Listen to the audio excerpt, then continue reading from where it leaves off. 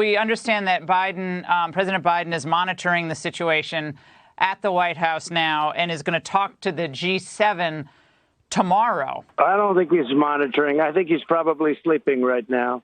This is a terrible thing. This is something that should have never happened. The way it started, I really don't believe he wanted to do this initially. I think he wanted to do something and negotiate, and it just got worse and worse. And then he saw the weakness. The burgeoning friendship between President Xi and President Putin is of deep concern now, finally, I should say, to the State Department. Did you think that that was an important dynamic to disrupt when you were president? Well, I had a good relationship with both, but it was hurt by the Russia hoax. The worst thing that can happen is if you drive those two countries together. And it really started with Obama and energy. He drove them together. I kept them apart.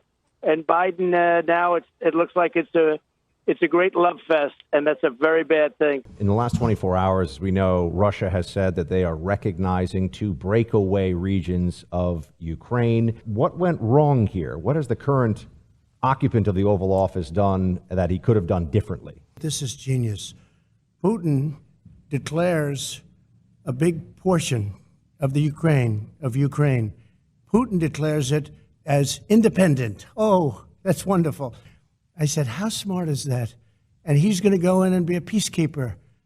That's the strongest peace force. We could use that on our southern border. Here's a guy who's very savvy. I know him very well, very, very well. By the way, this never would have happened with us had I been in office, not even thinkable. Считаю необходимым принять уже давно назревшее решение. Незамедлительно признать независимость и суверенитет Донецкой Народной Республики и Луганской Народной Республики.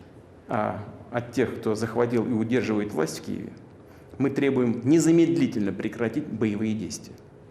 В противном случае вся ответственность за возможное продолжение кровопролития будет целиком и полностью на совести правящего на территории Украины режима. To put it simply, Russia just announced that it is carving out a big chunk of Ukraine.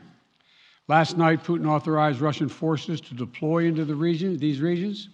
Today, he asserted that these regions are actually extend deeper than the two areas he recognized, claiming large areas currently under the jurisdiction of the Ukraine government. And if we listened to his speech last night, and many of you did, I know, he's setting up a rationale to go much further.